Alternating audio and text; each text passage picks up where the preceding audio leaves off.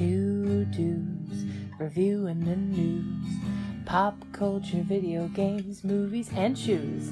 Quincy and Justin with a nerdy forecast. So stay a while and welcome to the Ugly Mugs Podcast. Welcome to the Ugly Mugs Podcast. I'm your host, Quincy. And you're the host, Justin. Hopefully everything worked. We're still kind of playing with some of the new things we got when we switched over the system for streaming. Yep. I mean, so far, it seems fine. Seems everything's going along great. If it's terrible, somebody will tell us. Yeah. Or they won't, and they'll laugh at us. Yeah, that too. But yes, welcome to the Ugly Mugs Podcast. It's been a heck of a 2 weeks. I thought last week I would have a nice morning shift to come and do this, but work at the last second said, hey, you're working late. So that is why we had to skip last week. But it gave us an extra week to kind of unwind and handle things on our own behalf. Play a little bit of games and watch shows, movies, etc., etc.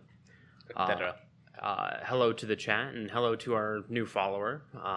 We don't exactly have a follower bubble thing yet, but we got to figure that out. I will add that soon, very soon. But yes, you can follow us on twitch.tv/TheUglyMugs. Let's go ahead and hop into what we're drinking. As per usual, as of nowadays, I am drinking the Mountain Dew Kickstart that has green coffee bean extract, and that's the closest we're going to get to tea this week. Yeah, you know how many teas are in my cabinet just because like we buy you a tea and then you drink one from the box? I drink one from the box and I take a couple home. But yeah, you're right. I got to the point that I just started making pictures of tea because I gotta get some of the stuff out of my cabinets. Mm-hmm. So, but that's your go-to over there. Now you've got your cool, what is it, D12? Yeah, my D12 mug. The only downside is your fingers don't fit in the handle very well. No, well, it does up top, but if I have multiple fingers in there, then I get one finger that's caught in the death trap. Do pinch with the pinky out. Oh god, it's not light either, but there you go. Pinky. When in doubt, pinky out. So you had brought over like a goodie bag of K-Cups for me, and this is one of them. So this is caramel medium roast coffee. It's a nice brand. So is that the Walgreens brand? That is the Walgreens brand. Simple, honest, delicious. It smells pretty good starting out. I'm actually doing it with a caramel creamer to increase that caramel flavor. I'm doing the Coffee Mate caramel creamer that they just came out with a couple months ago.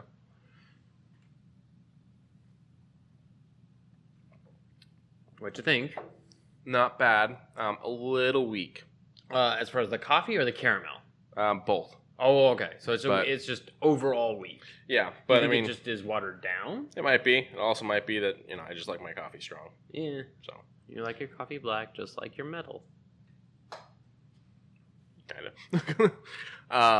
But no, it's not bad. I'll definitely finish it. I won't have any issues with it. Mm-hmm.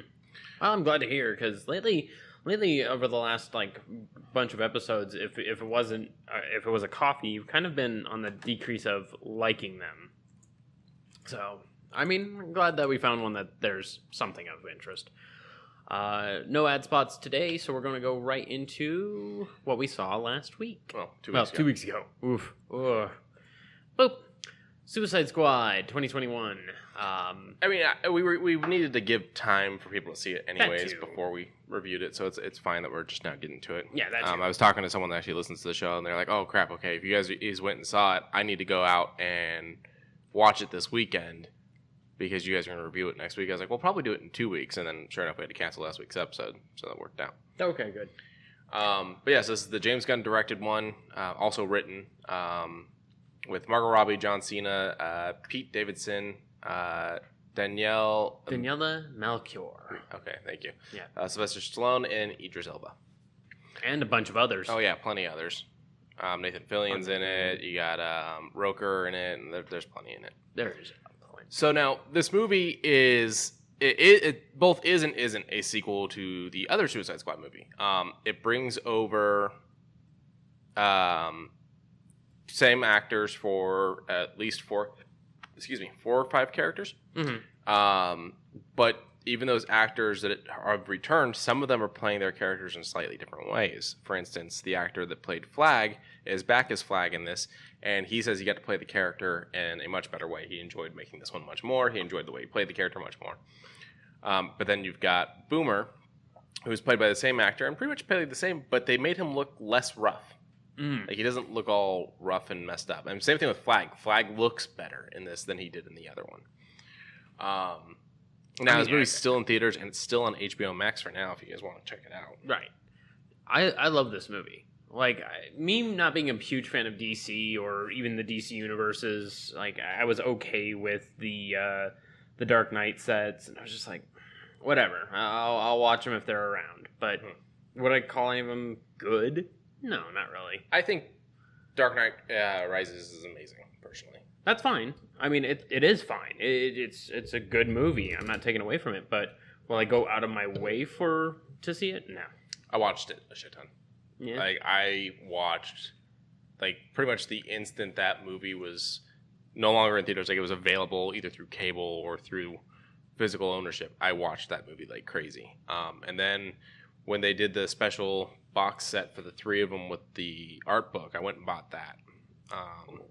Look at you. Yeah, I was a big fan. Begins was enjoyable. Or Dark Knight. I said Rises before. That's the comic book. Just Dark Knight was amazing, and then the third one, which I think actually is Dark Knight Rises. Yes. That one was the one I was like, meh. With. Okay. Yeah, sorry. It was just the Dark Knight was the one that I went nuts for. The one with Heath Ledger's Joker. Yeah. Oh yeah. Oh hell yeah. But Rises, you could tell it wasn't the movie that. Yeah, I mean, that whole thing was terrible. But you can also tell that was the movie that that was not the movie that the director wanted to make. No, because Christopher Nolan had plans to do way more than 3. But after Heath's passing, from what I understand, he decided to wrap it up and just do the third one to end off the franchise. The saga, which is kind of a trilogy. Sad. The saga is 4, right? Yeah, I think a saga would have to be at least 4 because I think it's just a trilogy. But yes, you are right. As soon as I don't know, because having such a monumental character played by a monumental actor cut the entire thing short, I would be like, this is my last one, or maybe that, or I would take a different direction, maybe. Well, it also had wrecked his his next several scripts because the Joker was supposed to be in multiple movies. Oh well, yeah. So what we got was kind of him combining ideas for other films into one film. I don't think Bane and Talia al Ghul was supposed to be one movie and all that. So, that being said, it's kind of sad that this franchise died the way it did, and kind of the fiery storm that is the third film, because it was ramping up to be really good. Oh yeah, but also it had been the project that crushed other projects. So it made a lot of money. Well, I'm not talking like that. So the director of Mad Max, George Miller, I do believe. It's not telling me. It's George Miller. I know it is. I don't know why I'm second guessing myself. George Miller was going to make a Justice League movie. Okay. He had a script. It was going to be filmed in Australia. He had, I think it was, what's his name from Grind? Over in the chat it says sad, but there are some actors that you can't really go on without. You're right, but then there's the staple of just Hollywood ethics, which is the show must go on. Well, and they did. They just did it in a different way. They didn't go as far as they originally wanted, which is fine. But there's that staple of the show must go on. And we're seeing that with Black Panther. They're not recasting Chadwick. They're just picking a new story. Right. And with that story, it's going to keep the evolution going, because you kind of saw it in Falcon and Winter Soldier a little bit on how they're wanting to progress the people of Wakanda, and they acknowledge who escaped at what time, and they said, I'm just going to spoil it. We noticed Zemo got out. We're wanting Zemo. We want Zemo. It has been out plenty of time. I know. I don't like spoiling something that is that big of a story. It's been out long enough. We've already done our spoiler cast on it anyways. Oh, you're right. We did. Back to the Justice League thing. So George Miller's movie was supposed to be called Justice League Mortal. It was supposed to be like a $250 million movie. It was going to be filmed in Australia. He had Adam Brody as the Flash. It was going to be Barry Allen. Now, that would have actually been really nice. I'm trying to remember the rest of the cast. I pulled up an article on it, but they're not really breaking it down the way I had hoped. Because I know he had a full cast. Here we go. So, yeah, Adam Brody as the Flash. Armie Hammer as Batman. That doesn't seem right. Was that really who it was at the time? Common as Green Lantern. DJ... Corona. Thank you. As Superman. Megan Gale as Wonder Woman. Hugh Byrne as Martian Manhunter. And Santiago Cabrera as Aquaman. Now, I remember looking at the... I'm not sure that it was supposed to be Armie Hammer, but I mean, I guess there's a photo. I remember looking at the concept for this movie and thinking it was really good. And Brody's talked about it, that they were in Australia for about 2 weeks. He had done some fittings for test Flash suits, and he had read the script. And the final scene in the script is basically there's a bomb they have to deal with, and there's no disarming it. So the Flash grabs it and runs off with it. And what he does is he runs past Iris and tells her he loves her so quickly she can't possibly hear it, but she still has a tear run down her face before he runs off into the sunset to blow up. It's going to be a great movie. And from what I understand, Christopher Nolan went to Warner Brothers and went, there's not going to be another Batman while my Batman's around. And then it's like, wait, what? Because he'd already done Begins. I think he was doing Dark Knight, or Dark Knight had already happened. And of course, Rises was eventually going to be a thing. And so he's like, I've got Christian Bale's Batman. We're not going to have two Batmans. It's going to be confusing for people. I'm doing Batman. And so they closed down his project. And that was it. That was the death of it. Damn. There was a guy that did a documentary called The Death of Superman Lives. Death of Superman Lives? Yeah. Okay.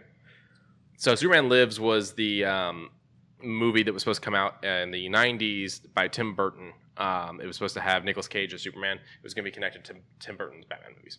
Okay. Whole project fell through when they decided Tim Burton would no longer be directing Batman after Batman Returns because of McDonald's being pissed off over Happy Meal toys. That's right, because of face eating. Yeah.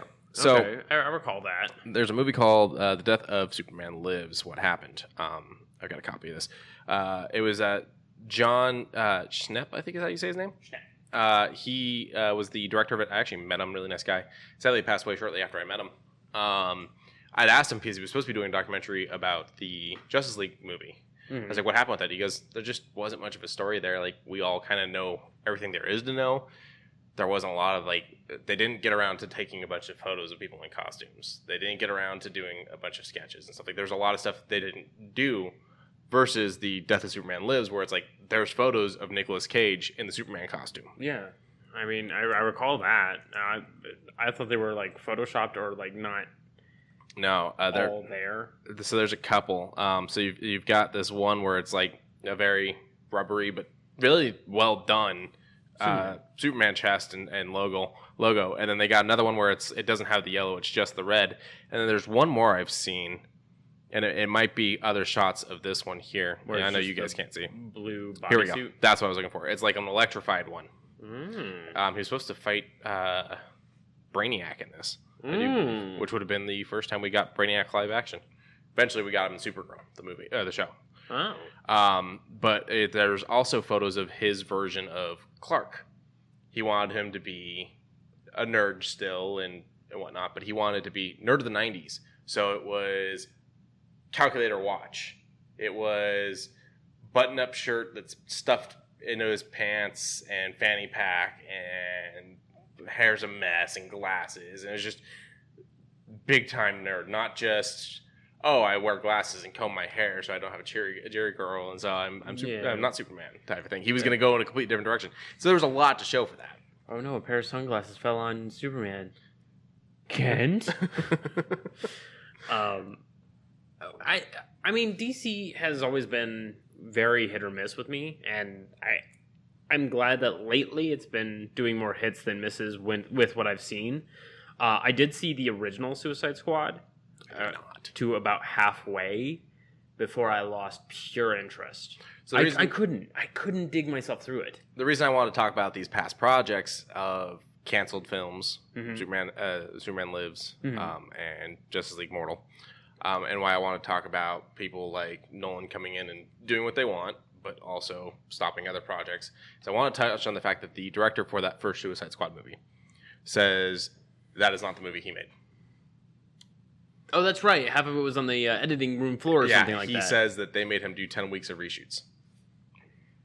Now, that being said, I'm pretty sure my problem with the movie still exists even in his version, and that's Jared Leto's Joker, which this did not have. Well, yeah, that's probably the reason why this didn't have the 10. I would actually be mad if this was released 3 months from now.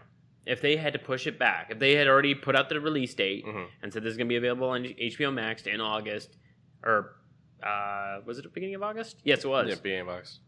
If it was said, oh, never mind, we're going to do it ending of September, I would have been like, but why? This is James Gunn. Like, James Gunn is pretty... Like, he's only pushed back one project as far as I know, and that was Guardians 2. No, I think Guardians 2 went off without a hitch. Oh, then none of his projects had a problem. And I mean, he finished this and immediately went into making a TV show for HBO Max about Peacemaker. That's right. Reminder of some of the other things he's made. Yeah. The Scooby-Doo movie, which I absolutely loved. He did 1 and 2. I love those movies. Slither, which I'm a fan of. I like Slither. I like Slither he was a lot. one of the writers on the Dawn of the Dead remake in 2004 with Snyder. That's Mr. right. Big DC right now. That's right. You talked to me about that. It lists him for Brightburn, but I think that was his brother's project, and he was a producer. Even still, if your name's on it, you're still associated. In my I will say, opinion. out of everything, in my opinion, I will say everything I've seen with from Gunn, I think Super was the only thing I wasn't really a fan of. That's the weird show where it's oh no, it's a movie. It's a movie. Oh, I don't know what it is then. So, sorry, everybody. Elliot Page and what is his name? Ryan Wilson. So Ryan Wilson is this. He's Dwight from The Office. He's just this regular guy who's in love with his wife and whatnot, and she disappears one day, and it turns out it's because she has a drug problem, and she's been taken by this drug dealer, who's played by Kevin Bacon. Probably the best part of this movie. Really? Yeah. Kevin Bacon's in it? Yeah. Damn. And so he decides he's going to be a superhero and go and save her. And that's just... It's weird. Is it awkward? There's some really awkward scenes. Nope. I'll spoil a scene. Elliot Page's character basically rapes Ryan Wilson's character. So that was odd. The ending is very melancholy, kind of, yay, he did what he did. But then it doesn't really pay off the way you would have wanted. There's some questionable deaths. It's also got Liv Tyler and Michael Rooker in it. I was not a fan of this movie. Everyone loves this movie. Like, it's got a 6.7 out of 10. Maybe not everybody loves it. I was not a fan. Well, I don't want to mess with that. If it's a 6.1? 6.7? It's sitting at 49 on Rotten Tomatoes, so people did not like it as much as I thought they did. This is the one... This is the one James Gunn thing I didn't like. Okay. Out of everything I've seen of his. Brightburn would probably be the one that I've seen that I was not a fan of. I mean, he wasn't the director, so I'm not going to say that. But I did not like Brightburn either. Yeah. You said he was producer, right? He was producer. If he was producer, he has a hand in it. Yeah, but if he's also being the producer that I think he would be, because I'm pretty sure it was his brothers. Yeah, it was written by his brothers, Brian and Mark. And then it was directed by David Euro. I know how to say it. I've said it before. Hold on. Yarovsky. Nope, I still screwed it up. Yarovsky. Thank you. You're welcome. Yeah, so Gunn was the director, but I think it being his brother's project, he'd probably do what I would do is, yes, I'm a producer on it. No, I'm not going to change their project because it's their project. Okay. All right. I personally wasn't a fan of Brightburn, but I'm not going to say it's his. So go back to the list then. Go back to the list of his project or his works. One more. Oh, 2 more? 1 more now. Okay. Let's see. I don't know that one. I didn't even know he was part of that. I don't think he was part of that one. You don't... Wait, 13 Ghosts? Yeah, what did he do with 13 Ghosts? I mean, I love 13 Ghosts, but... Yeah, he wasn't director or anything. He might have like produced or something on it. Oh, I mean, it was a good fucking movie. No, it's a good movie. It's just plot is really thin, but it's in the thinness that it strives. It's very simple. Okay, People in glass houses should not throw stones. Oh no, Because it's a big ass glass house. Or create weird crushing mechanisms that crush for no reason. For sacrifices? I guess it would be. I guess Scooby-Doo would be the low end. I love Scooby-Doo. What's wrong with the Scooby-Doo movie? I'm still saying it's high up, but it's the lowest of the high. Yeah. I'm sorry. I mean, reminder, he did get his start working at Troma, so he is the writer for Tromeo and Juliet. Yeah, I saw that too, but I Tromaville never Cafe. saw that movie though. They're Troma movies. It's the same company that made Toxic Avenger. I know. Yeah, so it's that. But that's what it's supposed to be. So I get you. I understand. So back to Suicide Squad. Okay. He wrote this. He directed this. He, from what I understand, got to make the movie he wanted. Yeah, and has not had any issues. It looked great. Which begs the question of why does James Gunn get to make the movie he wants, but the other guy is told 10 weeks of reshoots? Because of, I don't know, it must have been a lot of here and there of the, hey, I am the producer. I want my production to be stellar. I don't want it to be half-ass. I want whole ass. I want a whole piece of ass. And then when they cycle it around, they say, wait, that's not what I asked for. I need you to make it this way. And then the writers are like, he's doing it. And then they just continuously just circle jerk until they finally say, this is good enough, ship it. And then they're like, but this doesn't, it's not cohesive. But there should be writers, there should be writer. And if you need other writers, then you pull them in. But that's one of the problems of, but that's the question of, why is it this guy why is it the studio's bringing in other writers to work on this guy's movie, but not James Gunn's? You're right. And even to go and say it as far as Zack Snyder, who, a funny thing is multiple connections here. Zack Snyder and James Gunn worked together on the Dawn of the Dead remake. Mm-hmm. They both wrote it, and Snyder directed it. Other connection being that Batista was supposed to be Peacemaker in the Suicide Squad movie, and wasn't because he got offered more money to go and be Zack Snyder's Army of the Dead film. Mm-hmm. Which, honestly, John Cena was an amazing Peacemaker, and I think it was probably hell yes. better. And I would say let's stick around this for a minute. But really quick, while I'm on the Snyder thing, okay. Zack Snyder's, to me, I don't like his writing or his directing all that much, but he's considered a pretty good director, and he has worked with Warner Brothers for a while.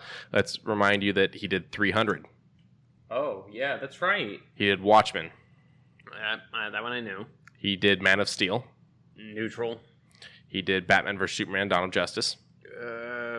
Why are we mentioning these? That's not an accolade. I mean, it's an accolade because it productively, it made money, but it wasn't good. No, but neither was the other Suicide Squad movie. Right, and that still also made money, which is begging a lot of questions. But he did Sucker Punch, which I think is also Warner Brothers in DC. Yeah, you're right. Or at least it's one of DC's other things. I didn't like Sucker Punch. Sucker Punch was like a weird passion project of a woman of like in distress gaining power, and it did it really awkwardly. I didn't like Sucker Punch. I mean, my issue was the all in the head thing. Oh yeah, the Alice in Wonderland through the looking glass. Yeah, I wasn't a fan of that. I was not a fan but of that's that how the comic is, I think. So then it should have stuck to comic, either that or did a reiteration that made it a little bit more outgoing. But whatever. What I was gonna say is 300 financial success. Oh, decent. I think did very successful. Watchmen financial success for me, not quite the comic book adaptation we were promised, and one of the things he changed was vastly changed and was an issue, and I also don't like how over sexualized it was. But let's just look at the 300 money real quick. 300 made. Yeah, so they spent $65 million. They made $456 million. That is a overwhelming success. And I'm pretty sure Watchmen's numbers are going to be just as good. My point being is that he's done this multiple times for this one company, made these movies that, while I personally don't think are all that great, other people love. Mm-hmm. So 130,000 million budget for Watchmen, they made 185. So it didn't make nearly as much as I thought. But then he did Man of Steel, which people generally like. He did Batman versus Superman, which, while it made a shit ton of money, it set a new record for Warner Brothers in the quickest drop in how much it was making in a weekend. Yeah. And then he goes on to do Justice League, and I know he had some personal reasons why he left and why there was a lot of personal stuff that I fully understand that he went through. Schneider cut and all that. Well, I'm talking about why he left. Oh, why he left?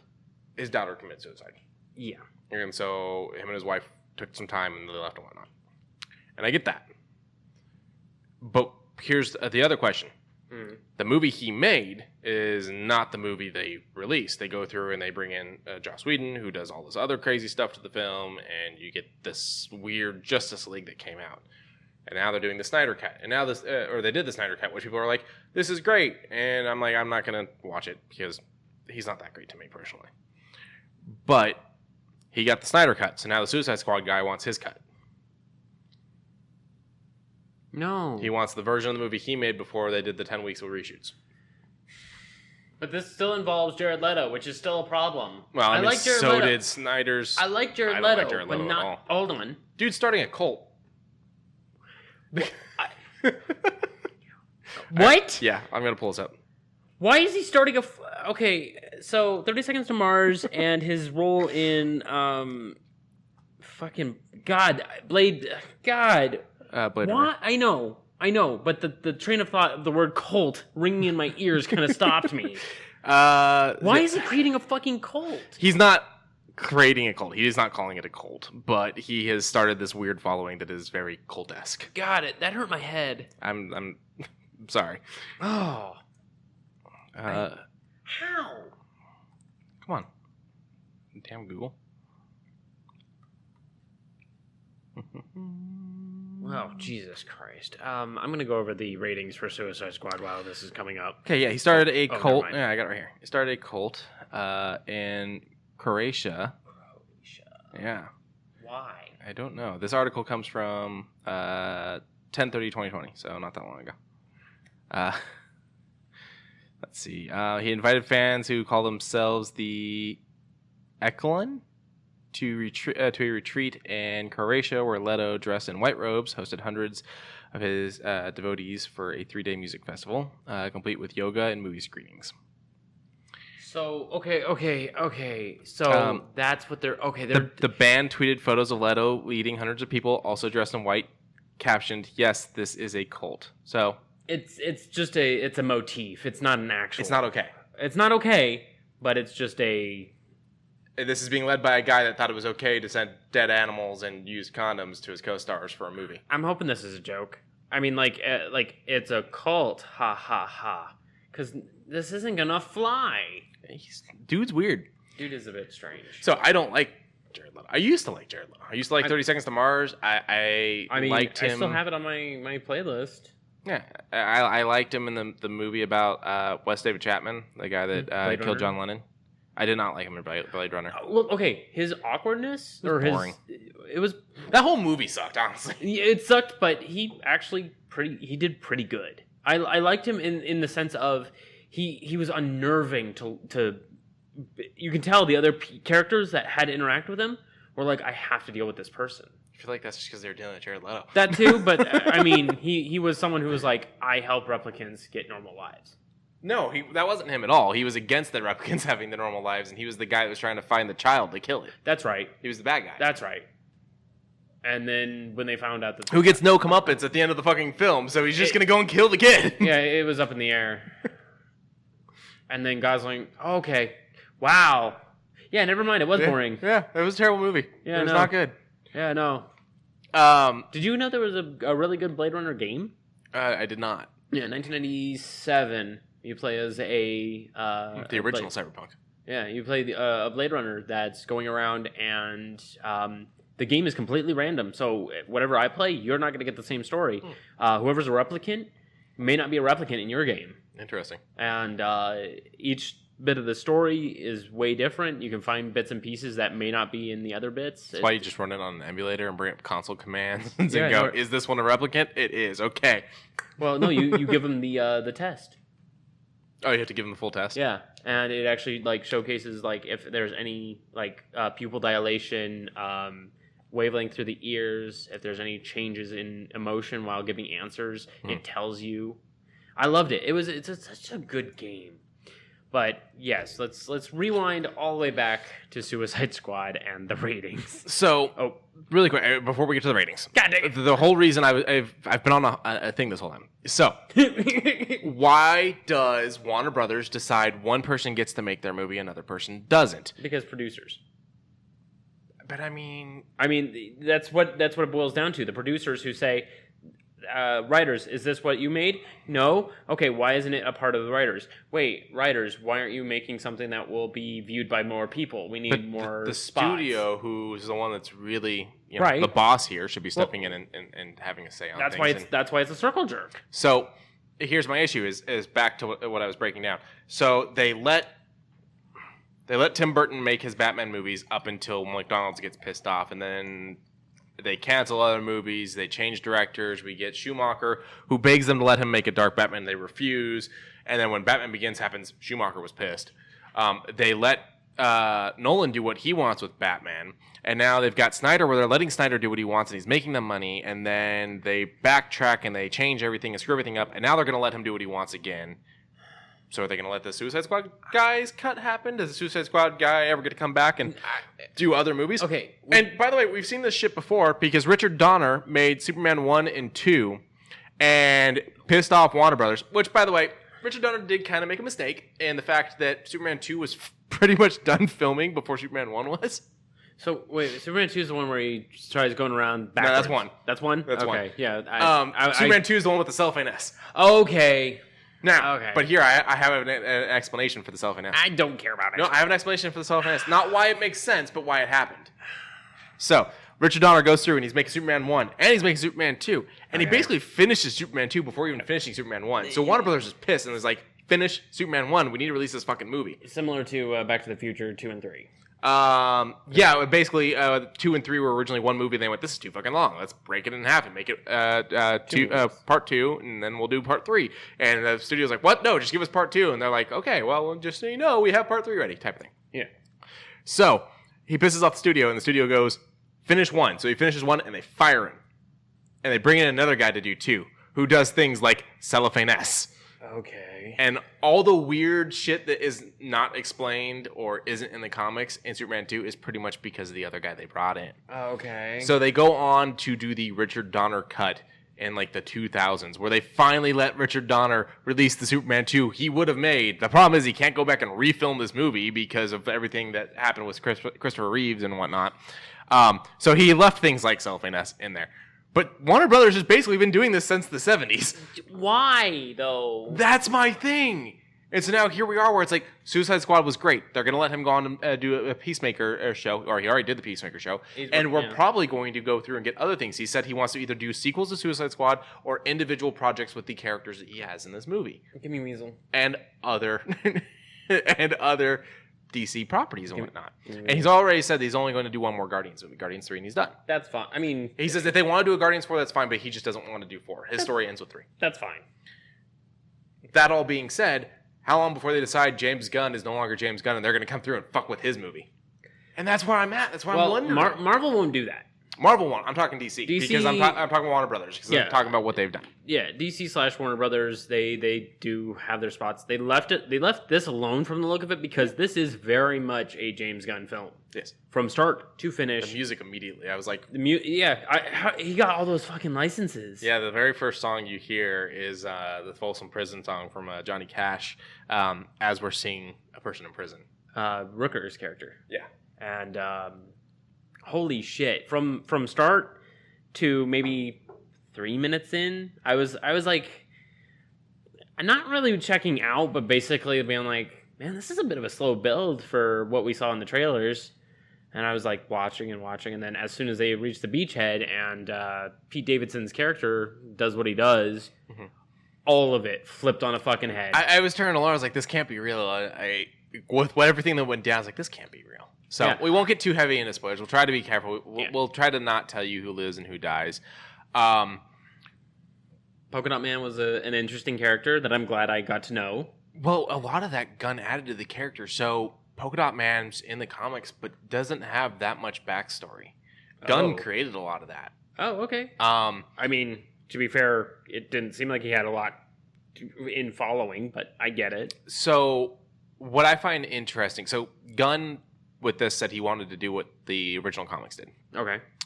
Which was pick a bunch of the no-name, lesser-known, useless, almost, villains. Yeah.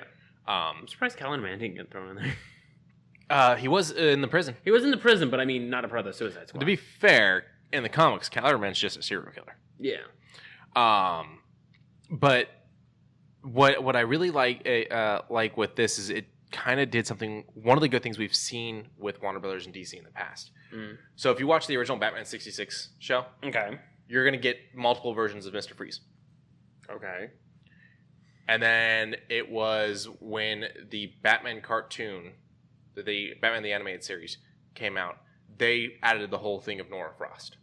And they changed his name to Victor Freeze. Frost and Freeze and whatnot. Okay, so it was basically the I need to get a cure for my wife, and the only way to do it is through criminal activity. Yeah. The comic books never did that. Freeze was just a guy that used a freeze gun to rob shit. Okay. The cartoon is the thing that solidified his backstory. That they then went through and put in the Batman movies with Schumacher. Mm-hmm. And it became canonical in the comics. And we've seen this a couple times. Harley Quinn was created the same way. She was a thing in the cartoon, not the comics. Paul Dini created her in the cartoons. And then DC was like, hey, can you write a comic? And so he wrote Mad Love. This gave Polka Dot Man a backstory. There's characters in the Smallville show that were put into the comics because of how great they were in the show. We also saw that in the Arrowverse. His bodyguard in Arrow, Diggs, I think his name was, wasn't in the comics and was so great they put him in the comics. We've also seen a little bit with Marvel with Phil Coulson. Oh, yeah. We've kind of had it once with Phil Coulson. He came back. Yeah, but I mean, like, he wasn't a thing in the comics. Oh. And because of his popularity in the movies and shows and whatnot, he actually became a thing in the comics. Oh, nice. So I love what Gunn did here with giving Polka Dot Man more of a backstory and also giving Ratcatcher 2 more story. Oh, yeah. Ratcatcher 2, and, I mean, does Peacemaker have a big spot elsewhere? I mean, Peacemaker is pretty much the same in the comics as he is in this. I mean, there's not much to it. I mean, is there a lot to him in the comics? Not really. Okay, so I mean, it's a lot of lesser known because I've heard of King Shark. Yeah. And there's another guy that's a lot like Peacemaker in the comics who's got more of a story. Like, his family was killed, and that's what led him down the bloody path of peace. So, in short, Punisher, but Punisher 2.0? Yeah, kind of. Okay. The problem is Punisher. This guy's a lot like Peacemaker. Like, it's very easily for me to consider you a problem.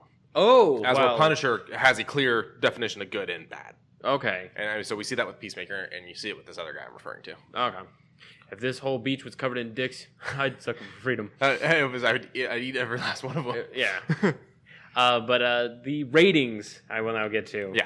7.4 out of 10 on IMDb, 91% on Rotten Tomatoes, 74% on Metacritic, and 86 from Google users. I'm with the 91. I put it in the 90s. It's gold. Yeah. It is beautiful. There's a few scenes that I would be like, I need more, but they don't give me the more, so I'm kind of left a little... Yeah. I was talking to Lauren about it, and she says that she felt, it got hit with the hype train a little bit. She says it was still really good. She really likes it. A little bit. But it got hit with the hype train too much. A little bit. And my thing is I feel like that's going to keep happening with everything. So... For the next probably 2 or 3 years, we're probably going to get this. I think it's going to happen every time that a good movie comes out. People are going to ask...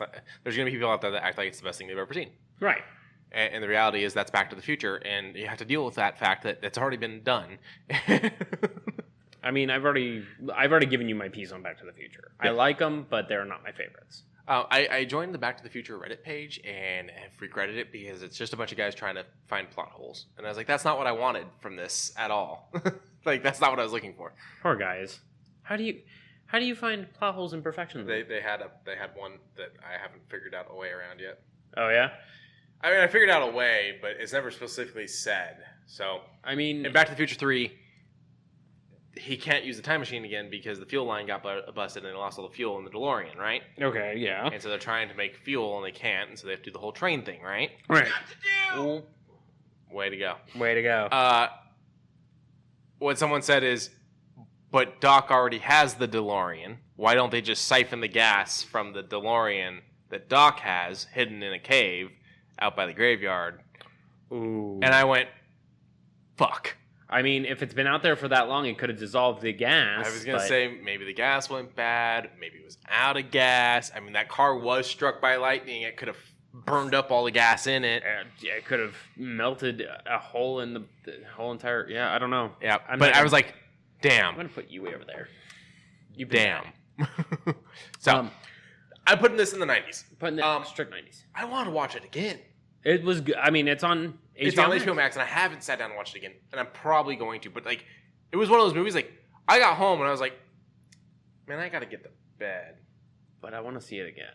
Yeah, because like, there was no bad character. There was like everyone played their role exceptionally well. There was no bad spots. There was no. I mean, there was one awkward spot, but it fit the character, which was Polka Dot Man dancing with his mother.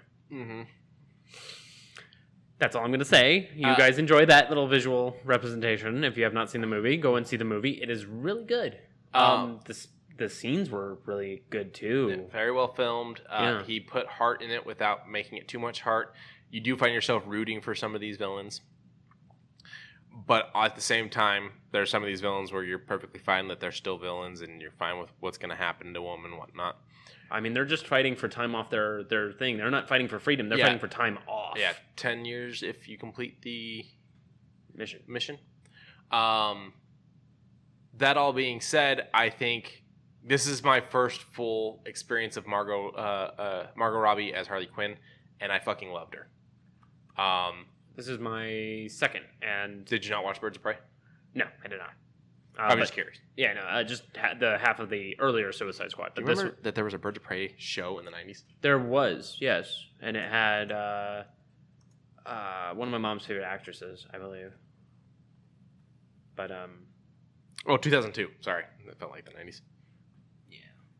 Who was in it? It was those ladies. Oh, I don't know which one, but they can stay there. Good movie. Recommend it highly. Probably gonna watch it again someone down the line. I've now got a little bit of time. I've been playing Destiny 2. The new season just dropped. So it's also quotable. Oh, it is heavily quotable. Me and Lauren have been quoting it ever since seeing it. Oh yeah? Yeah. What have you been hitting with? Bird is a big one. So like she was sitting in the car while I went to go do something, and I was walking by. Yes. Hand. Yes, that's your hand. I was walking by a pigeon, and I pulled out my phone, and I recorded the pigeon, and went, bird, and sent it to her. And she texted back, stay off the comms. Nom nom? Nom nom. Like, Sylvester Stallone acted his heart out with what he was given. I was reading a thing that James Gunn said that he, like, emailed him or called him or something about it, and he's like, so I'm working on this movie. He's like, okay. And he goes, and so I've got this character for you. He's kind of like this big, dumb, man-eating shark. It wouldn't take a lot of your time. You would just have to do the vocals on it because it's CGI. It's someone that's going to stand in. And Stallone's response was, anything for you, buddy. Didn't even have to like read the script or anything. It was just like, anything for you. I loved Idris Elba as Bloodsport. The story that they gave Bloodsport was very small but very complex. Yeah. It was my daughter is now amongst the charged. I need to now fight for not only myself but for her. Mm-hmm. I like the back and forth between him and his daughter. Oh yeah. Oh, the one in the yeah. That was great. I like the back and forth between him and Peacemaker. I love the back and forth between him and Ratcatcher. Mm-hmm. Like he is a very strong character, and then his fears, which I'm not going to reveal, come to light, and he's like, "Fuck it, do it," and his fears literally wash over him. Now, what I find interesting is, so originally Idris was supposed to replace Will Smith as Deadshot, and then they decided they'd make him Bloodsport instead, so that if Will Smith comes back as Deadshot, it's an option. I would like to see them work together. I would like to see them work together also, but I really, from everything I've seen from the other Suicide Squad movie, I didn't like how they tried to make Deadshot this emotional, sad character. When he's a mercenary. Because Deadshot's just a dude that kills for money in the comics. He doesn't give a fuck. Yeah, he doesn't. I've read a comic about Deadshot. And that's kind of one of the things that we run into an issue with some of these things. Like, I went and watched Cruella, which was good, but Cruella also kind of does the same thing in that it wants to give like a reason why they're bad, and it's like Maleficent did it as well, and I'm just like, sometimes people are just assholes. Let's just have bad people be bad. Yeah. I'm sorry, I was cracking up because John Cena can't escape the jorts. Yeah. He's always wearing jorts. Wait, that's another one that we like to quote. Why are you tighties? Really? You know you're being real racist right now. How was that racist? That was God. The banter in this movie was just so goddamn good. I will say, and I'm not going to give spoilers on who. I think you know, but I'll just point out. Oh yeah. There were some things where it's like there was people that died because people are going to die. It's a Suicide Squad movie that I wasn't happy to see them go, but you know it's what it is. And there's always prequels. Yeah, either or alternate universes. Or I mean, shit. Not Days of Future Past. Injustice breaks it. I mean, if Injustice ever happens, holy shit, I'm here for it. Yeah. But all right, let's move into some news. I've been playing. Oh, sorry, actually a review, not review. Yeah, I've been playing Valhalla and loving it. Female Ivor's voice actress is probably one of my favorite voice actresses of all.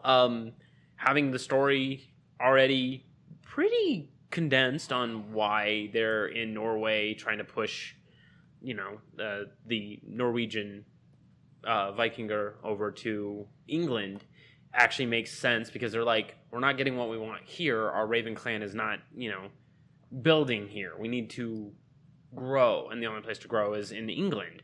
And of course, there are the doubts that are like, hey, we're not getting all we need here. We need resources. Do we have people over there? We do. Okay, we're gonna go over there. They're not there. And then it begins to spread out and branch. It's a big fucking map. So it's actually not as big as Odyssey, but the thing is Odyssey had a lot of water, and that's the issue. Have you made it to England yet? Yeah, I'm in England. Okay, there's 4 maps total. But I'm still telling you, legitimately, based off of how they built the games, it's not as big as Odyssey. Really? The reason being is Odyssey has a lot of water. Oh, okay. So there's a lot of water in Odyssey. So this has more ground, I think. More mass. But the maps themselves, if you were to lay the maps out, Odyssey's is bigger. It's a lot of water. Okay. I mean, same thing for probably Black Flag, I would assume. Black Flag's not nearly as big as it seems. But it's a lot of water. They condense it down because they don't want travel time to be fucking hours. But I get you. So did you go with female Ivor, or did you go with the one that's going to switch them back and forth? I went with male. And then later on, Sox was like, have you seen the character model for the female? I was like, no, I'll take a peek at it, because you can change it at any time. Yeah. And so I changed it over to female, and I was just like, I like the female one more. Okay, They're both good, but... So this is saying that the Odyssey map covers 90.7 square miles. That's fucking big. Skyrim's is only 15. Which is... It's astronomically huge. I never played Odyssey, so that's my problem right there. I kind of overlooked it. I played Origins. Origins was pretty big. Odyssey was fun. I haven't finished it, and the main reason I didn't finish it, there's Alexandria. Oh my god, that's big. Yeah. So the reason I didn't finish Odyssey is I got stuck at a point, and that's kind of on me. I'm playing on the hardest difficulty, and I kind of put myself in this position. So I'm going to have to go back at some point. Yeah, Skyrim, I think, is maybe a quarter of that, because Skyrim is just a landlocked area that's in the West Rift, if I'm not mistaken. The Rifts. I'm not finding a good comparison of the side by side. It's but fine, yeah, but Odyssey's is bigger. That being said, they've done well with making Valhalla feel kind of lived in. Because that was one of the things I was a little worried about when I was playing. I was like, am I going to just be running around in empty lands? But no, I'm running into stuff. The cursed things are kind of cool. Oh, I ran into one of those and I didn't know what the fuck to do. I was just like, get me out of here. It took me a bit to find it too. Listening to the fucking crows hum in the background and the light, not necessarily bells, but very thick chimes slowly going in the back. I was like, I gotta get out of here. I've never felt that tense in a long while, since probably Outlast, but Outlast was kind of, it puts you in that position. This game, I wasn't expecting it. I was not expecting that feel at all. But there's something bad with the game we need to talk about. Oh, the save system. So we've been using the quick resume on our Xboxes, which is an amazing feature, and I have not had any problems with it. until Valhalla. I lost 5 hours of gameplay. Yeah. It did not actually save. Yes. You lost what, a good 2.5, 3? I lost about 2. Okay. Because I gave him a workaround until they actually make it so that way you can quick resume a little bit easier. Apparently, I don't know if this is going to be a thing, but they did something like this for the PlayStation 5 where quick resume is a thing as well. But with us, they're apparently going to probably nudge it over and make it so where as soon as you clock in, just similar to Hitman, if you start it back up, it says reconnecting to the servers, and then you can continue your cloud saves. I'm hoping they do something with that, because I don't want to lose my feel with this. But I gave them a workaround where you do a manual save when you are going to switch games or turn off the Xbox, and then when you turn it back on, you load that save. So, which is basically what I've been doing too. Yeah. But now I'm I'm not quick resuming that game anymore, because if I can't use the quick resume the way it's meant to be used, then there's no point in it. So, for instance, Hades has been on quick resume pretty much since it came out on my Xbox. It's such a great game, isn't it? Yeah, and I pick it right back up, and it immediately reconnects, and I am good to go. Yeah. Because it doesn't need the cloud saving. Yeah, but I understand. I've done it with Hitman, like you were saying, and it works fine. I've done it with...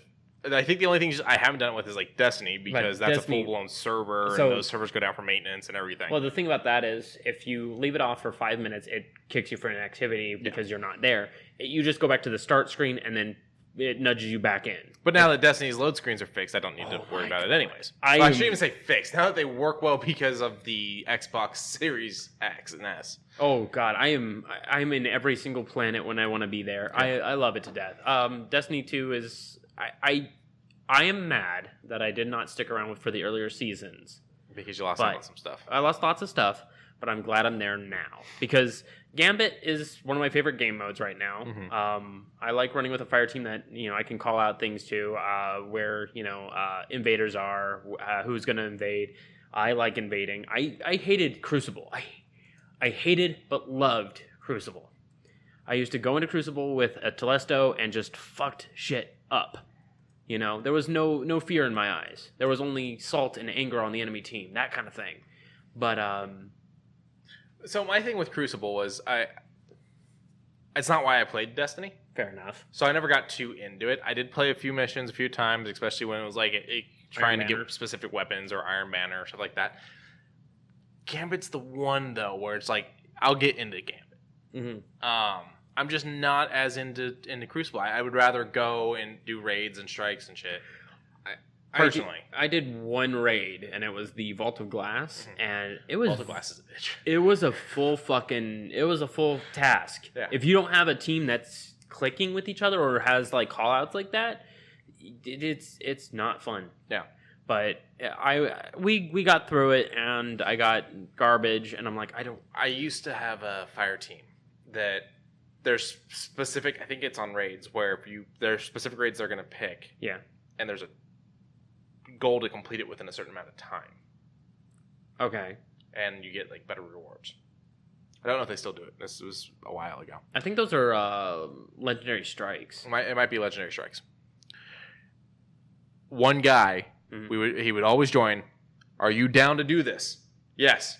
We have to complete it in this much time. We're going to set a timer so we know if we're making it or not. And if we're not, we're just going to bounce and do it again. No, we're good. He would be driving his Sparrow, that's what it is, right? Yep. Off of cliffs and goofing around, trying to do tricks off of it and crashing it and having to be respawned and stuff like that. It would just completely screw our timer every single time. So I've never actually successfully done one of those. Okay. Because he was the final person in our fire team. Oh, jeez. And doing it with one less person just made it that much more difficult. Yeah. I've also come to find out that making a Thunder Crash Titan seems to be the way to go in the current meta, because in Gambit, going up against a team of Thunder Crash Titans, as soon as they get that envoy, that health bar, gone. And I'm that's not really fun. I understand why they have that, but we need to figure out ways around that. I need to be able to tank some stuff. I'm happy with my hunter going and killing aliens. Yeah, I mean, and taking. I love when the drifter does his little tricks, and then we all love taking pot shots on coin he's going to pull out, I always go, give me Fallen because I can kill a shit ton of Fallen, no problem. Mm-hmm. But then he always goes, Vex. And I'm like, no, I hate it here. See, I have troubles remembering what all of them are based off of their name. Vex is the robots, right? The one that looks like they're wearing giant fuck-off crowns. Yeah. Yeah. And the weak point in the stomach. Yeah, okay. I just don't like the hobgoblins because they're stupid little thing. I don't like that. Let's see. Vex, Fallen, Taken, Cabal. I think I like fighting the Cabals most. Scorn. Oh, Cabal, the big boys? Yeah. Yeah, and then you got, of course, Scorn. Scorn is the ones that, if we get Scorn, we need to attack quickly, we need to attack accurately, make sure they can't spawn on us, because I am not a big fan of that. Scorn is our actual bane. We can do it, it's just we got to be faster than the enemy team, because if they can shake us up worse than anything. So, the first time I played through it, you get to that final boss, this guy and his advisor and whatnot. Oh, the fucking champion for the Cabals for the actual original Destiny 2 story. Yeah. And because this guy, he's got the mouth covering, but his advisor or whatever doesn't, and so he's kind of like this guy here where he's got no lip. Yeah. And so my buddy James is just like, oh, it's good old Sticky Teeth, and that forever became what he was called, was Sticky Teeth. I have a very, very not safe for stream name for Zavala. Remind me to tell you it later. Okay. Because I don't like Zavala. Zavala's story since Destiny 1 has always been terrible. So I will divulge in it. Yeah, leave it up for me. Because I will make a mention of that. All right, on to this story. So I'm going to try it. So I like Mountain Dew, and I'm okay with Flamin' Hot Cheetos. I can eat a small handful before going, okay, that's too much for me, because I just don't do heat well. So, having combined them, I would want to know what it tastes like before I go doing anything. So, it's spicy water. Spicy water. It's Flamin' Hot Mountain Dew. Now, did you ever do the cinnamon Pepsi when they came out with that? Yes, I did, and it was actually not bad. I didn't like it. And I like cinnamon. It was fine. I hate cinnamon things because I don't like Big Red Gum. I don't like cinnamon Jolly Ranchers. Jolly Ranchers. I don't like any of that. But I didn't mind the cinnamon Pepsi. It added a nice little flavoring to it. It wasn't bad. So yeah. So what's sweet and spicy and killing the game? So this will be the Mountain Dew Flamin' Hot, coming exclusively to the Dew store on 8/31, which means we'll have to order it by the case, because they're probably not doing single cans. And I think I'm going to do it. I think I'm going to order it just so that we can see what it's like. We'll try it. Cute. I want to see what it's like. Okay. All right. Let's go. Let's get in it then. All right. I'm already over the story until we get the cans in. Curious what a normal... I think they do them 6-packs, honestly. Okay. I'm curious what a normal one costs. Here we have from IO Interactive that does Hitman. A pretty nice looking mug filling up with coffee, which kind of fits our motif. Yeah. But at 1 a.m. on the 16th of August, Monday, 3. Mm-hmm. What does this mean? They're already sold out. I'm sorry. Let's go back. They're already sold out of the Flamin' Hot. What? Why? Don't do that. So they did a pre-order, and they are sold out. They were 6-pack. Oh, damn. So more will be coming, I'm assuming. But yeah, they were $12 for a 6-pack, and they are sold out. That's not bad, I guess. We have 2 cases per order. Oh. So okay. And we'll check back, but yeah, they're gone. No, it's the mug. Oh, it's just a mug? Yeah, it was coming out. I thought it was cool. But what is Monday 3? I'm not sure. There's no code behind it? Not that I know of. Maybe I'm missing something. I haven't played Hitman in a bit. Oh, okay. Because, okay. Sure. But I thought it was the mug coming out. I could be wrong. You think it might be like a call out for hidden stuff? I don't know. Nothing's coming up. Okay. It might be something interesting later on. So, Gamescom just started today. And this is called day one because it's Wednesday. This is way earlier than when the convention even starts. So with the convention, of course, just starting barely today, they said, here's all the day one stuff that we're going to announce right now. And then hopefully next week we'll have a lot more announcements because, I mean, this is going to be a lot of stuff. Microsoft has a panel that I'm very keen on, and I have something I want to announce that you showed me that I got frustrated that I didn't hear about it first. Not to discredit you, but to discredit Microsoft's promotion. But that'll be a little bit later. But speaking of which, Saints Row pushed a trailer, which looks pretty good. Oh, yes, sir. But they had a pretty good trailer. Looks pretty nice. The graphics seem fine, but it's not in engine. Not until hopefully we get a little bit more during the weekend. But the trailer looks fun. Looks like a good old time. A gang gets some new weaponry tech from an old creation person, and then kills the driver and takes him away. None of the characters seem to be coming back. At least I don't recognize any of them. So this says it's a reboot. Yes. Which is what I'm hearing thrown around a lot. Yes. But I did read one thing that says it's not a reboot. It's a game set in that world. Okay. But they're saying that they're going back to their roots. This is the craziest that they get with like the looks and stuff. So at most, Saint Rose 3 style world, they're definitely not doing the superpower stuff that was DLC in 3 that ruined 4 and ruined 5. Yes. I mean, it Got Out of Hell was fun for what it was, but what it was not and really it was, anything. what, 4 hours of gameplay? Yeah, something like that. Yeah, it wasn't even that big. Plus, I mean, spoilers for an old-ass game, but to kill Gat in one game and then bring him back just to decide the next game is going to be about his time in hell from when he was killed. Plus, he was the best character. Yes. Like, by far, one of my favorite Saint Rose things is when 2 starts, when your guy wakes up from the coma and you're going and saving the people from your old gang. Yes. You bust in to the courtroom where Gat's on trial to save him. Yes. But before you bust in, he's being told what he's being charged with, and she lists like 96 murders or something like that, and he goes, well, I thought with statute of limitations that some of those would have dropped off. And she goes, there's no statute of limitations on murder. And Gat just goes, oh, there isn't? That's fucking bullshit. I'm like, what? That is how you play a weird gang member that could potentially be, I mean, a second in command, which is who he is. He is a good second in command for you. God, this is a crazy-ass trailer, and I love it. Yeah, no, this whole trailer was a blast. You played the first Saint Rose, right? Yes. So you remember how your character doesn't talk until you've completed like an entire story arc? Yes.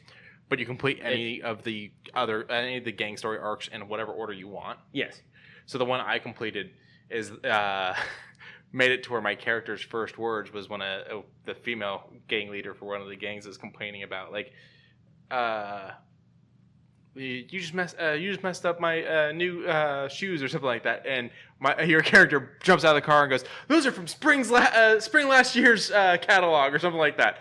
That ended up being my character's first words in the game, just purely because of the way I played it, out of happenstance. But no, this looks like a blast. It looks like crazy weapons, which was always fun. Yes. It looks really pretty. I know this isn't, what the game itself is going to look at. No, but then again, we're in new technology, so this is going to run exceedingly well. And boom, there's the fucking date, February 25th. That is 2022. That is really soon. They have kept this under wraps because I didn't hear about. I've heard whispers that they were working on an open world project, but I wasn't assuming it was going to be another Saints Row. Yeah, what? 6 months away? Less than, because 9, 10, 11, 12, 1, 2, 3, no, 8. I know math. 8 months away. September, October, November, December. It's the 25th. So January, 8 months away. February. It's 6 months away.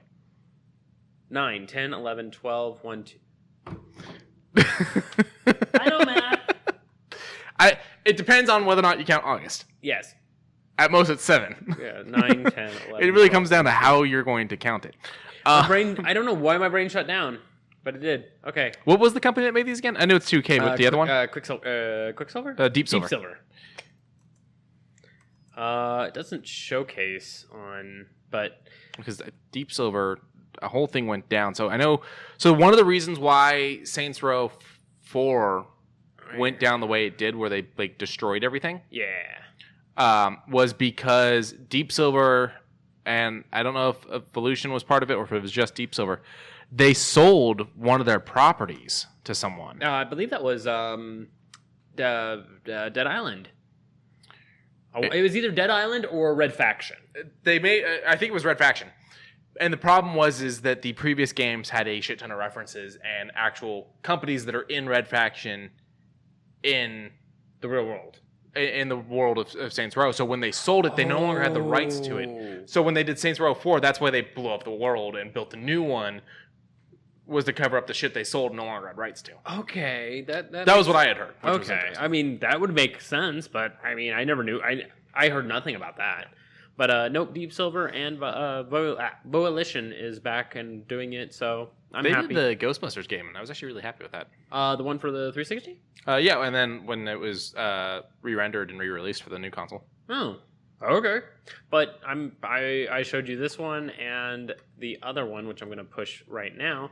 Marvel Midnight Suns, because you spotted Wolverine popping out at the end, and you were like, what's that? And I was like, I don't know.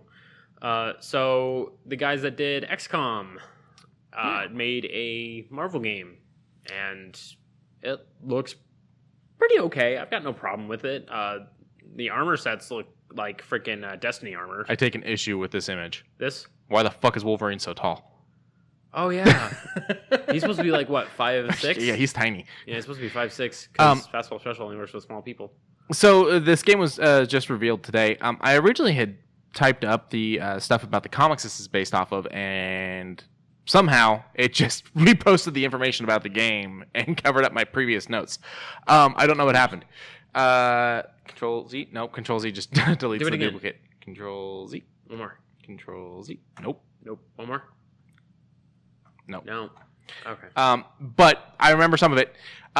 So the Marvel's Midnight Suns was a comic book that debuted, or Midnight Suns was a team that debuted in a Ghost Rider comics in '98, I do believe. Oh, I thought maybe it was '92. It was in the '90s. Yeah. Basically, it's the Dark Justice League. It was the supernatural people of the Marvel Universe forming a team to go and fight shit. Mm-hmm. So it looks like this game takes on a lot of that, because we're seeing things like Mum-Ra looking motherfucker. Yeah, we're seeing Ghost Rider. We're seeing Strange. We're seeing Blade. There was a Hydra symbol right there. So we're seeing them just being a part of the universe. Yeah, we're seeing Blade, and then I'm assuming the person that they were resurrecting is probably Phoenix, but I could be wrong. I mean, it's hard to tell. It's very hard to tell. Because that doesn't look like her, but I thought I saw Phoenix later in the trailer. So who would they be resurrecting if it wasn't Phoenix? I guess it could have been another resurrection. I'm not sure. Yeah, I mean, there's a lot of characters in the Marvel Universe. So this will be published by 2K Games. And it is set to come out for the Nintendo Switch, PlayStation 4, PlayStation 5, Windows PC via Steam and Epic Store. As of right now, that could change. Mm-hmm. Xbox One and Xbox Series X by March. That's quick. Yeah, another quick one. Like a lot of these people had a lot of time to work on these games and said, "Fine, we'll keep this under wraps until we get a good time to announce." E3 this year? Nah, let's wait a little bit longer. Gamescom this year? Sure. We've got a lot done. I finally feel like I have some games to look forward to. Saints Row. This one actually looks kind of interesting. And yeah, what's it say about what kind of game it is? I believe it was when you. Right tactical RPG set in the darker side of the Marvel Universe, putting you face to face against demonic forces of the underworld as you team up and live among the Midnight Suns, Earth's last line of defense. So we got 6 days until the gameplay trailer, which is kind of interesting that they have an announcement for gameplay. So the words tactical RPG does make me think that it's going to have some slower gameplay, but with like really flashy animations. I don't know. We'll see in 6 days, and I mean that'll be in time for the next cast, so we'll let you know then. This one you wanted to talk about. Future Revolution. So Marvel Future Revolution, new mobile game, just came out to Apple Store and Google Play. So I had it pre-ordered. Is that Apocalypse? Apocalypse is DC. Oh, is it?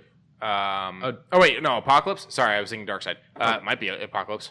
But it didn't look like Apocalypse, but it might be. Oh. I don't know what happened. Oh, that's sad. Oh, not him. That's Thanos. Yeah, that's Thanos. Can I get So you broke it. Eren Yeager?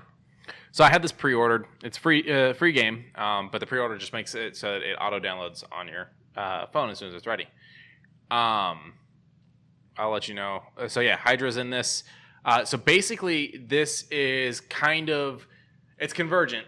That looks like him. Yeah, I think you're right. I think it might be. No, that's not Apocalypse. I don't know who that is. Oh, okay. So this is basically doing the Convergent storyline that would redo Secret Wars and recreate Battleworld in the comics. Instead, though, this did something kind of different. Basically, multiple Earths are all the multiverse is breaking and becoming one universe, and so all these Earths are going to crash into each other and kill everyone. Hot damn. As one would. Hank Pym comes up with a device that should reverse the convergence, and it doesn't work. So, spoilers. Vision sacrifices himself to basically merge all the worlds safely. But in doing so, they have things like, we have this world where the Asgardian power was throughout the whole thing. And so you actually see like an Asgardian version of Iron Man, an Asgardian version of Captain America, all these Asgardian versions of the characters. And they're going to work with us. They're going to be good. But the problem is we also have parts of other worlds showing up. So we have World War Hulk showing up. We have a world where Hydra 1 showing up. We have all these other things. And the beginning, it's pretty much this quality with quick actions. Yeah. Like the game starts, it's fully voice acted, fully sound effect, looks like this. This is the game when it starts out. And you're doing quick actions for like web thwips or something that Tony's doing, all these things as they're trying to stop AIM from blowing up the world while Hank's trying to do his experiment to save the world. I played through all that. I got to where I get to build my first team. And that's where I left it. I haven't played the rest of it yet. Okay. I mean, Netmarble makes some pretty good games. I've got 4 Netmarble games on my phone, so I trust them. Yeah, this is supposed to be a full, I think MMO RPG, but on your phone. Yeah, okay. You're doing joystick controls on the left, and you have all these different attacks and dodge on the right for each character and whatnot. And they have like power-ups, all kinds of stuff. It seems like it's gonna be fun. I'm still pretty early into it, but I'm gonna delve into it more and see how it goes. I'm happy to see so much Marvel love lately. Oh yeah. Like Disney. Many people are saying, "Oh man, Disney is really ruining Marvel." No, they're not. They're allowing a lot of people to work with Marvel. People are just cranky. People are cranky. But speaking of cranky, Lego Man look cranky. So yeah, we've heard about this for a while. So it's spring 2022, and we're getting more and more trailers of the Lego Star Wars The Skywalker Saga. So it's going to basically be taking all the previous Lego games, rendering them, cleaning them up, adding dialogue where there didn't used to be dialogue because they didn't used to talk in the Lego games, and making it one big package for, I think it's only going to be $60 for the base one. Considering how many games it is, that's pretty impressive because you're talking episode 1, 2,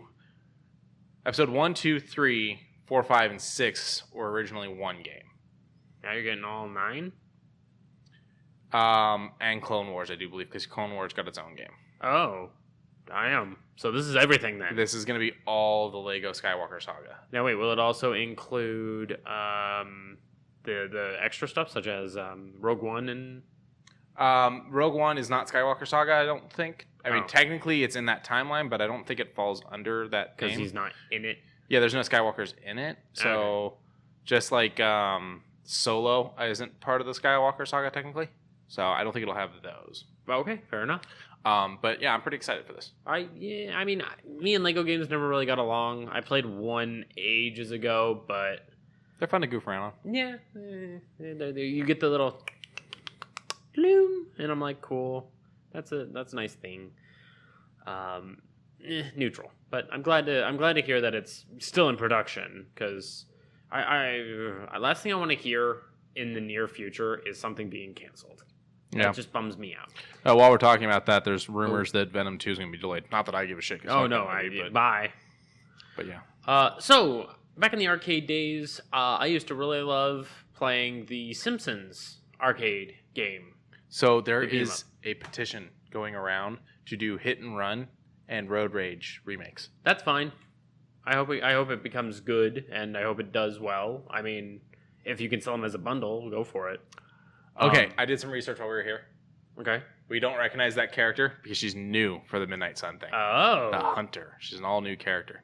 Okay. Designed specifically for this. Okay. Continue. I used to play that, and I never really had a chance to play the Teenage Mutant Ninja Turtles one until now, kind of, because the successor, the sequel, Teenage Mutant Ninja Turtles Shredder's Revenge, just got another trailer for the Nintendo Switch, and I love beat 'em up games. I've always been a fan of beat 'em up games. I haven't been exceedingly well at them, but hopefully in the near future I will maybe get this one, because sometimes it's not going to be that expensive. It is announced for... What was the date? So it was supposed to be this year, but I do believe they just pushed it back to a window of 2022. But I don't know that they ever actually confirmed this year. I think that's what people were just saying. So right now it's saying 2022. They have announced now also that April O'Neil will be a playable character. Oh, nice! And she will be in the iconic yellow jumpsuit. So wait, is Casey going to be one too? I hope so. I hope so too. Like, I don't mind if he's going to be like DLC later on, or like if he's a $2 character, I'd be down for that. Because I mean, every character has like good supers, good knockaways. I'm here for this whole entire thing. Look at that steaming pizza. Yeah, it looks fun. All right. So Quincy and I like aliens. Mm-hmm. You like aliens? I like aliens. We I played Isolation between both of us. I've never finished it. I am stuck. Oh, that's right. The pitch keeps getting me. Threw a pipe bomb at her last time I played, and she took off so damn quick. I'm stuck on the part I'm on. Okay. But it's an enjoyable game. It is a great game. It's not my style of game normally, so I have to take it in strides because I don't really like the sneak around, don't fight things games. But, I've seen all the Alien movies, including Prometheus I have not and seen Prometheus. Covenant. I think I saw most of. I kind of zoned in and out. Watch Prometheus to understand Covenant, because Prometheus is the prequel to Covenant. Yeah. Oh, actually, technically, I shouldn't even say prequel because it came out first. But what Ridley Scott's doing with Prometheus and Covenant kind of rewrites the aliens, and that's a little bit of a bummer. I don't know nothing on nothing. Jesus. Yeah. Okay, so he's basically saying this thing existed. It was a monstrous thing. It was terrible. But due to a creation of man, it got even worse because the aliens were not the xenomorphs. The xenomorphs were kind of created. Rather, like, the aliens already existed, but through experimentation and whatnot, That's the how xenomorphs they got the were acid created. blood or some bullshit? Okay. That's how they got their look. That's how the eggs became what they were. That's how the facehuggers became what they were. Watch the movies. It's interesting. They don't really explain it in Prometheus. They explain it in Covenant. Oh. But watch Prometheus to understand the people in Covenant. That being said, Covenant, oh, dude, that ends on such a fucking downer. Does it? It ends on such a downer, dark, sick ending. Are we talking about the Thing style of ending? What do you mean? Where it's just two people left and they're on their last. It's kind of worse than that. Really? Okay. I don't know if I should spoil it or not. Yeah, don't. Okay. I will watch it. If you're saying watch it, I will watch it. It was a fucked up ending where I was like, oh, I just don't feel good now. And there's supposed to be one more movie at least that'll Tie that up. Ooh. so that when that other movie ends will be before Alien. It'll set up the beginning of Alien. Okay. Because these are all prequels. But Okay. yeah, so the new game. So yeah, the new game. This looks fun. Yeah. This looks actually like some fun. Um, Like you got the eggs spawning the face huggers. You got the just a shitload of aliens crawling on walls, crawling all over the place. You go into a hive and you just see just all of these things. You get the big mama. So what I've heard is it is very much what people wanted from an Alien game. It isn't perfect and still needs a little love, but it very much is you're a couple of soldiers fighting a fucking swarm of xenomorphs. Yeah. Good fucking luck. Yeah, I mean, it's not like Colonial Marines where it's almost damn near unplayable. That was all because of a typo. Well, halfway. It was because of a typo, and there is one of the developers who I do not like. I do not like his ethics. He ruined Duke Nukem for me forever. Literally. I mean, DNF had some good spots, but too much bad to outweigh the good. Yeah. There's no reason that game should have looked the way it did. Let's just leave it at that. That simply alone. Well, okay, so the first, we'll say quarter of the game, camp, garbage, good voice acting from John St. John, good stuff. Then you reach the mines. That's when the game starts getting like full of life and full of venture, and you actually start getting some like good gameplay. But it's so far into the game that not a lot of people made it that far because it's. I digress. Hopefully in the near future we get more Duke Nukem 3D mods, and people will play those. So this is a weird number, 3-player co-op, if I'm not mistaken. Yeah, right? it is 3-player co-op. Which is an interesting number because usually it's either like 4 or 6 or 2 at the least, but it's 3. It's also an interesting HUD. It's not quite over the shoulder. Your character's really kind of in the corner of the screen. And like everything's there with the character. Oh, I like that. That looks very. You like that? It looks a little Division. Yeah, a little bit. Yeah, it's got all your skills yeah. there. All your Everyone's stuff's health on your bars. character's back. Yeah, it's not on your character's back, but that's But where it's the HUD's sitting. Yeah, and then you've got your like health bar, and your teammates' health bars. bar. Yeah, and then you've got like the radar in the far right corner. I can mess with that. That looks really clean. But yeah, it is 3-player. So if there is a solo option, if I remember correctly, and you get like 2 AIs. probably. That's nice. That's available on Humble Bundle. Yeah. Yeah. Is it available? Oh, it is available now. Yeah, it just hit. Oh wow. Wow. This is why I wanted to talk about it. So it's not on Game Pass, I don't think, but there's a lot of talk that it might be. Well, I don't know. I hope it. I mean, if it does, I'll be more than happy to grab it. Take a peek. There's a lot of people saying that it's very likely, so it has not hit Game Pass, but there's a lot of conversation that it might be coming. Worst case scenario, it'll be post Gamescom, because Gamescom, something tells me as soon as Gamescom is done, we're gonna get a lot of fucking games on Game Pass. So just for you PC people out there, I'm gonna read this. Yeah, go on ahead. All right. So the minimum specs is either AMD Athlon X4 950, simple, or a Intel i5 2500K. Okay. So, I mean, it's not needing a heavy processor. 8 gigabytes of RAM, not even that much RAM. GPU, however, still needs a GTX 760 or better. An R9 285 4 gigabyte card. That would be your bare minimum. If you can probably do like a 780 Ti if they still are around. Or if you can at this point get like a 3060. 30 gigabytes of hard drive, that's not bad. 30 gigabytes is pretty much standard. And then it's just, of course, asking for Windows 10. Now, recommended, it just kind of bubbles it up a little bit. It's still an i5 7400 or a Ryzen 5. Any of the Ryzen 5s, I'm sure, will be able to handle it. 16 gigabytes of RAM. A GTX 1060 is what is recommended for the GPU, or equivalent over on the AMD side. I don't think the RX 480 would be very good for that, but it says it's recommended, so that or better. Yeah, these are pretty fine specs. Like, they're not heavy at all. I can run it on Aurora just fine. Or even Kotobo can probably run it. Good to hear. Now, let's talk about the price. It's a $40 game. Yeah. I love that that's a thing. Like it's a game that has heart and value, but at the same time they know how much it's worth, so they put it at 40. Yeah, I'm tired of companies going, well, 60 is what games cost, so Yeah. that's what our game's going to be. I'm Or glad 70 that it for is 40. PlayStation. Yeah, well, I getcha, and I'm glad to see that. it's still at 40 on PlayStation, though, so we should make that clear. On the yes. PlayStation, it's still 40, so. Alrighty. You were excited for this. Yeah, there's a new Jurassic World Evolution 2 trailer. We won't spend too much time on it. Go ahead and check it out. It's on their Twitter page. It's on their Facebook page. That's a dinosaur eating a dinosaur. As one would. You get to see some of the flying dinosaurs, which weren't a thing in the previous game. Really? They didn't have like aviaries? No, the aviary is like a big new thing, unless they did it in a DLC that I don't remember, because I didn't buy all the DLCs. Oh. But yeah, no, the aviaries are one of the big new things to this. Oh.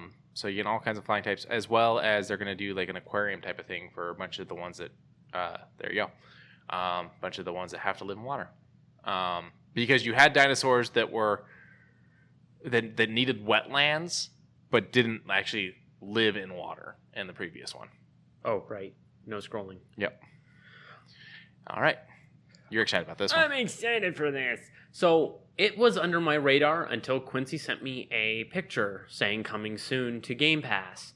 And it is one of my favorite games of all time. I still want a tattoo of Myst somewhere on my body. I don't know of what yet, but this I am heavily excited for. This means that newcomers to the Myst are going to be able to play it. It is, it's a puzzle game that you're going to need to learn. It is not a game you are going to understand on the outright. You are going to have to take your time. There is a way to learn the answers to the puzzles. You can literally bypass everything. But with the way this game is built, you are going to need to take a moment and learn. Each of the worlds are remastered and it looks great. And it comes to Game Pass tomorrow. I already have it ready to go. You got the pre-install? Mm-hmm. I don't, but I mean, it's only going to be 2 gigabytes. It's not that big of a game. Yeah, I got to clear up some space. I need to make things available for pre-install. Yeah. All right, and then the last thing I did pre-install Forza Horizon, though. I'm excited. November. I'm ready. The last thing for tonight, the big thing. This was a good trailer. We got the Spider-Man No Way Home trailer. And it started off a little slow. Oh, no, this is not the last thing. You never pulled up your shoe news. Okay, well, we'll do the okay. Talk about No Way Home. I'll talk about No Way Home. So it was a fun trailer. It did show us a little bit of the previous movie, which I understand they called it a teaser, but it was over 3 minutes long, so it was a little more than a teaser. I enjoyed it. I'm happy with it. They put a lot in there to look at. I feel like we're seeing Wong heading out to do what is going to happen in Shang-Chi, which makes me think maybe Shang-Chi isn't actually set before Spider-Man. It'll be set after. Or during. Or during. That's possible, too. We got to see some interesting things with Strange that make me think, personally, he may not be Strange. This is all screaming... Mephisto. The Mephisto New Day stuff with Peter. In the comics, it's to save Aunt May. He's revealed he's Spider-Man, and someone tries to snipe him and hits Aunt May instead. And she's in the hospital, and she's probably not going to make it. So he makes a deal with Mephisto to save Aunt May, but doing so, nobody will know he's Spider-Man anymore. In fact, it gets rid of his relationship with Mary Jane. Yep. The reason being is Joe Quesada, who was heading Marvel at the time, hated their relationship. Does not like MJ, does not like Peter and MJ. That was the whole reason that story happened. What an asshole. And eventually, their love proved to be too strong, and she eventually remembered. But there's a lot to unpack here. It's a really interesting trailer, and I'm thinking Strange is Mephisto in this, honestly. But I mean, I've been calling Mephisto since WandaVision. I mean, same. As soon as episode 4, I was thinking about it, and Sox brought it up, and I was like, it makes sense. Yeah. How do you feel about James Gunn saying that, as far as he looks at it, shows like Agents of S.H.I.E.L.D. and Agent Carter aren't canon? No, they are, though. He says he doesn't look at them as canon, and but they are proven with. So wait, are we saying the Disney Plus shows aren't going to be canon? No, the Disney Plus shows are canon. Then it basically undoes. But here's the thing: Agents of S.H.I.E.L.D. handled time travel differently than Infinity War. Endgame. Okay. And also Agents of S.H.I.E.L.D., their Ghost Rider had the book that Agatha has. Yeah. Oops. I don't. There needs to be just something to fix it. Yeah, I think it should be connected. I mean, it should be connected, but there should be something connecting it. I don't know why people are against Agents of S.H.I.E.L.D. That too. But this was a fun trailer. This was a very fun trailer. A lot of little tiny Easter eggs. So somewhere right around here, we get to see what looks to be Electro's electricity, which is a yellowish color, suggesting the character design change that Jamie Foxx referred to. And then we get a pumpkin bomb that is definitely from the Raimi universe that sounds like it might have Willem Dafoe's laugh. And then we get straight out of the Raimi universe Doc Ock. And I know a lot of people are going to be like, well, all three of those are dead. First of all, Electro, not dead. Secondly, this is not going to be the same Electro. Willem Dafoe's Goblin, thank you. You're welcome. Being dead. I'm not saying it's the Raimi universe. I'm saying it looks like the Raimi universe. And I mean, there's multiple universes. There is 21,645 Earths. One of those still has the Goblin alive, still has Ock alive, still has, like what the fuck? And if you look, there's slight differences for this Doc Ock. Like he's identical except like the color of the eye in the center of the hands, or like his hair's slightly colored different and stuff like that. Right. He's looking great though, and I'm so glad he's back. He's been basically since day one saying, like, when I think he started when Amazing Spider-Man happened, he was like, if anybody wants me to come back as Doc Ock, I'll do it. Yeah, I mean, he plays a really good Ock. He is amazing as Ock. I mean, Willem Dafoe as Goblin, sure. Have you ever seen the early costume tests when they were going to try to make him look like the comic book? No, I have not.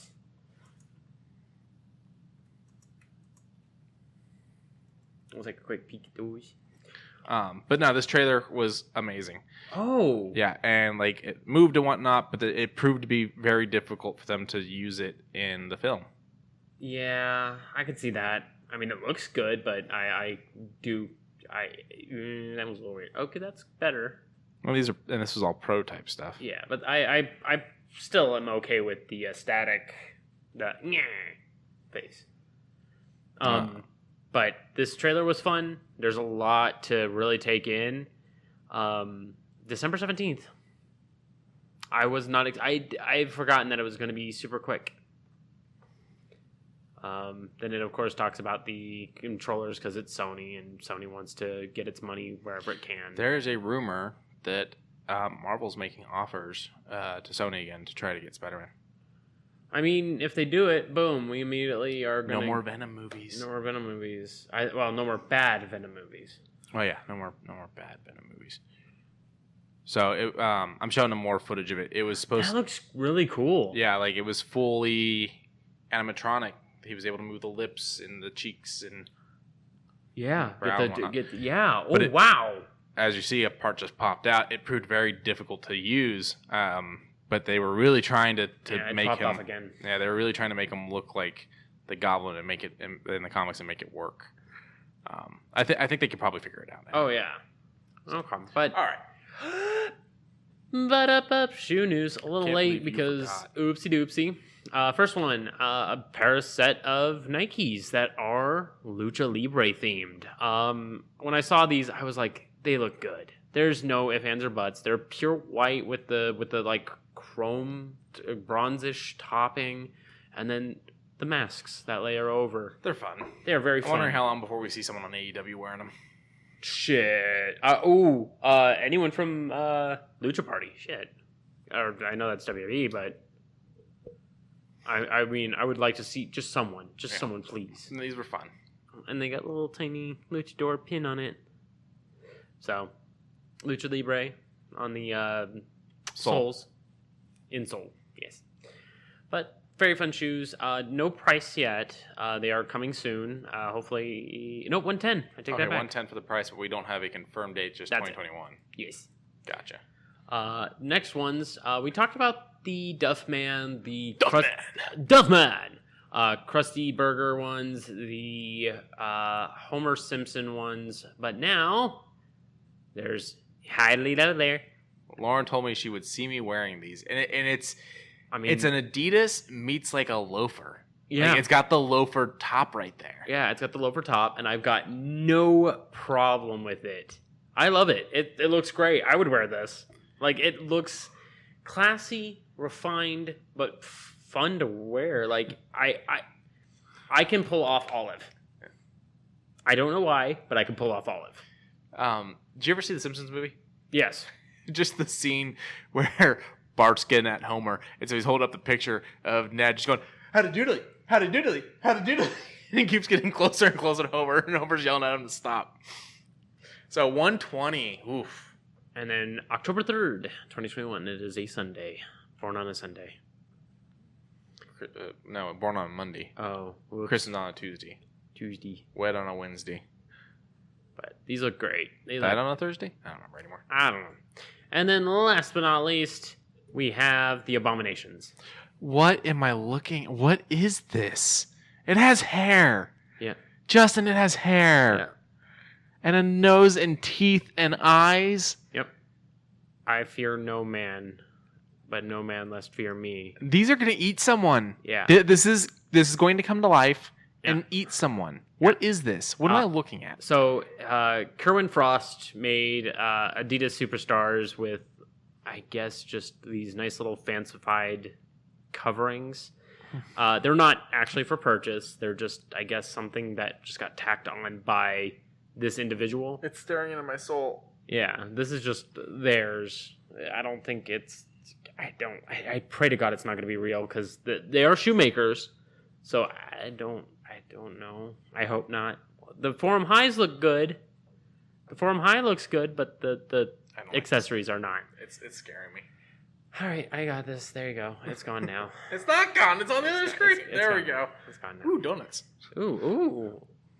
How's a McRib, pumpkin spice latte, and 17 other food? Nope, we're not digging into that hole. Yeah, I don't like the McRib anyways. All right. Neutral. I have to be in a mood for one. I ate it when I was a kid, but as an adult, I realized it was purely the excitement about it being back. I never actually ate it. Okay. All right, so that's it, guys. We're going to wrap it up. We're going to watch some AEW tonight. Yeah. Just AEW, or is there anything else? I got to convene with the council downstairs and double check. I mean, if it's just AEW, I'm cool with that too. Yeah. Like it's been a hell of a 2 weeks between both of us. I'm sure. Well, I don't think I've told you everything. I'm having car problems. No. Yeah. But that's it for now, guys. We will talk to you guys next week. There hopefully shouldn't be any issues with us getting on here next week. Next week, I made sure I got Wednesday, so next Wednesday I will be here. I'm gonna throw a book at someone. Yeah. Jesus Christ. All right. Bye, guys. Bye, everybody.